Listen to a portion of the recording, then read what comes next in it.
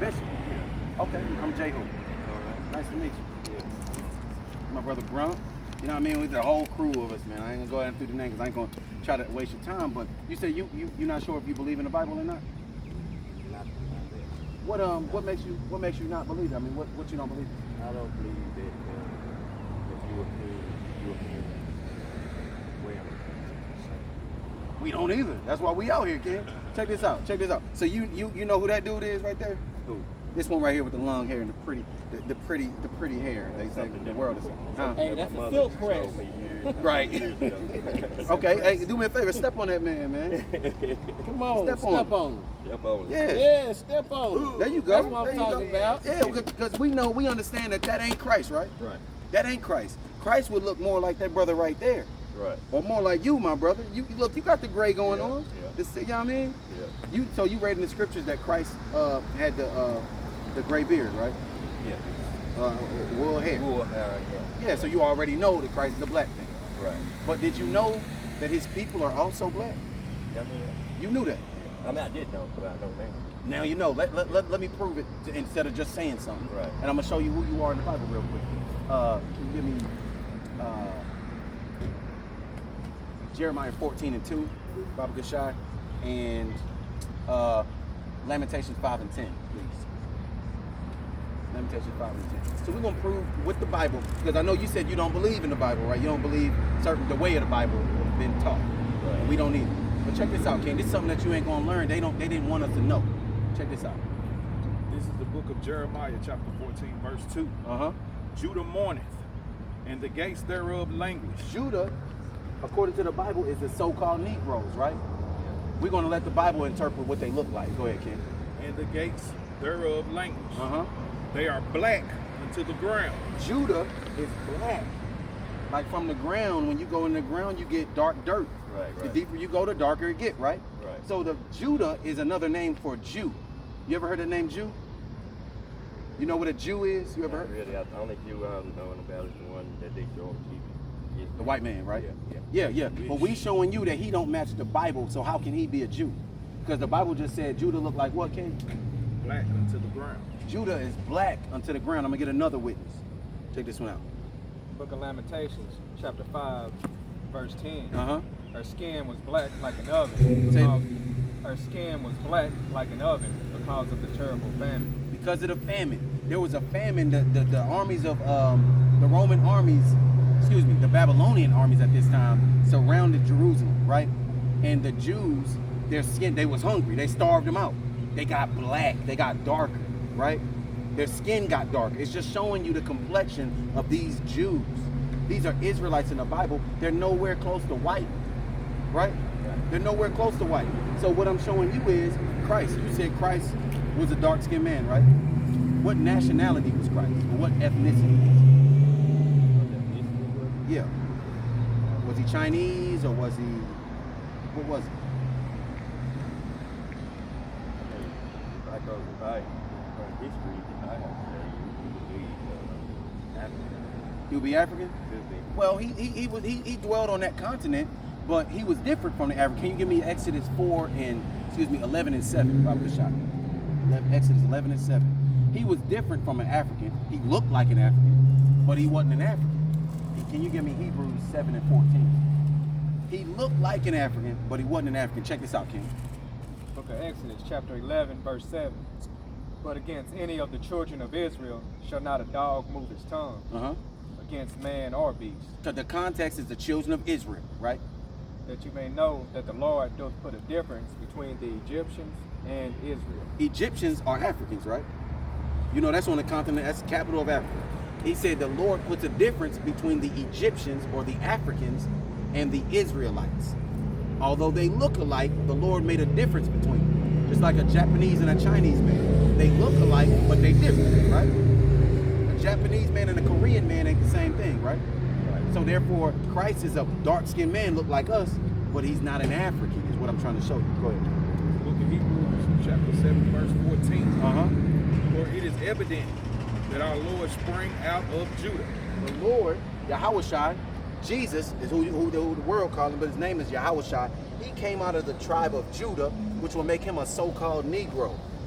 So if Christ is a so-called Negro, and he come from the tribe of Judah, then the so-called Negroes come from the tribe of Judah, which will make you're a Negro, right? From the tribe of Judah. You're a Jew. You're not an African.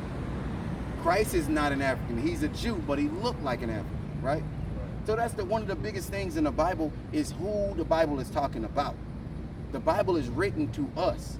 You have to come back to this Bible, King, because the most important thing in the world is this word, right? And on top of that, the children of God. The children of God are hidden and scattered all around the world, right? And they're the most important. Give me Deuteronomy 7:6, Bible Kashaf. They're the most important people on the planet, right? But they don't know who they are. Can you give me Psalm 82:6? They're the most important people on the planet, right? Go ahead, King. Book of Deuteronomy, chapter 7, verse 6. This is talking to the Israelites. For thou art a holy people unto the Lord thy God. We are a holy people unto the Lord our God. The Lord thy God hath chosen thee to be a special people. The Lord our God chose, he could have picked anybody, but he chose us to be a special people.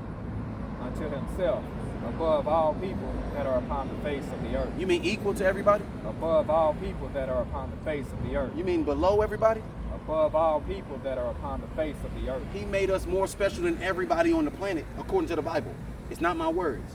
It's no coincidence that the so-called black man, even in his captivity, you got a Michael Jordan, you got a Michael Jackson, you got a Whitney Houston, you got all of these superstars, right? You got brothers and sisters I ain't never heard of that created inventions while they was in actual chains and slavery, right?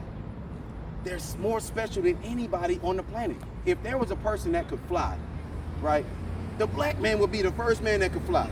Could you believe it? Michael Jordan and them hang in the air. You got what's the brother's name? How you doing, sis? What's the brother's name? What's the other brother name that do all of the dunk contests? He retired now. Vince Carter. That's who I was thinking about. Vince Carter. I'm talking about he jumping over 7 foot people. He can damn near fly, right? Closest thing you can get to a person to be able to fly is us. But the point is, how you doing, sister? The point is, you know what I mean? We are more special than everybody on the planet, right? But if we don't understand that and use it to our benefit and to glorify the Most High, we're going to continually be on the bottom. This is Psalm chapter 82, verse 6. I have said, ye are gods, and all of you are children of the Most High. The Lord said the Israelites are gods, and we're children of the Most High God. So if your daddy was a panda, what would you be? I guess I'd be a damn. You'll be a panda, right? So if our Father is God, what are we? If our Father is the Most High God, what are we? Read it again for him, King. He needs some encouragement. Psalm 82, 6. Psalm 82:6. I got you, sister. I have said, ye are gods. What are we? Ye are gods. Gods with an S. Gods. And all of you are children of the Most High. We are gods, but we're also children of the Most High God. There's a one Most High God, but there are many gods. And he said, we are gods. That's in the Psalms, right? And all of you are children of the Most High God. So if our Father is a God, the Most High God, what are we? What are we? Say it. We are gods, King. We are. Yeah, we are, King. We are. Yeah. We think it's blasphemy. And that's respect for the Most High God. And I appreciate that. But the Lord called us gods. It's also reiterated in chapter John. Jesus said it, right? But the sister wanted to know, check this out. I'm going to show you something too. Sis, you said you wanted to know about that? Let's get Isaiah 63, Bible Kashaf. Isaiah 63. So that is a picture of Hamashiach Yahushua. It's like a depiction, right? Hamashiach Yahushua is the name of Jesus Christ in the Paleo Hebrew, right? He got blood on his sword, don't he, sis? Yeah. What you thought he was coming back for? Vengeance. Vengeance. There you go. So let's read about it, sister. Check this out. The book of Isaiah, chapter 63, verse 1. Who is this that cometh from Edom with dyed garments from Basra? Who is this that's coming from Edom with his shirt all dyed up? Coming from Edom is the name of the so-called white man, his nation, right? His nation is called Edom. So this man that Isaiah is seeing in a vision, he's coming from Edom, with his shirt look like it's dyed. Come on. This that is glorious in his apparel, traveling in the greatness of his strength. I that speak in righteousness, mighty to save. Wherefore art thou red in thy apparel? He said, why? He said he traveling, it look like he coming, right? He said, but why you red in your apparel? Why your clothes all red stained up? Let's see what he say. And thy garments like him that treadeth in the wine fat. It looked like you've been trading on grapes all day. You got blood we got grapes, you got grape juice all over. What's going on? I have trod in the wine press alone. And of the people there was none with me. Christ said, hey, I went and did some work by myself. I put in some work by myself. Wasn't nobody with me. Come on. For I will tread them in mine anger. He gonna do what to him? I will tread them in mine anger. And trample them in my fury. He gonna trample them in his fury. And their blood shall be sprinkled upon my garments. And I will stain all my raiment. Is more on that? Go ahead, you got it. For the day of vengeance is in mine heart, and the year of my redeemed is come. The day of vengeance is in his heart. That's when he come back. And the year of his redeemed. His redeemed is Israel. That's who he's redeeming. You know what redeem means? That means to bring back, right? Okay. He's bringing us back. He's coming to get his children that are keeping the commandments of his father, right?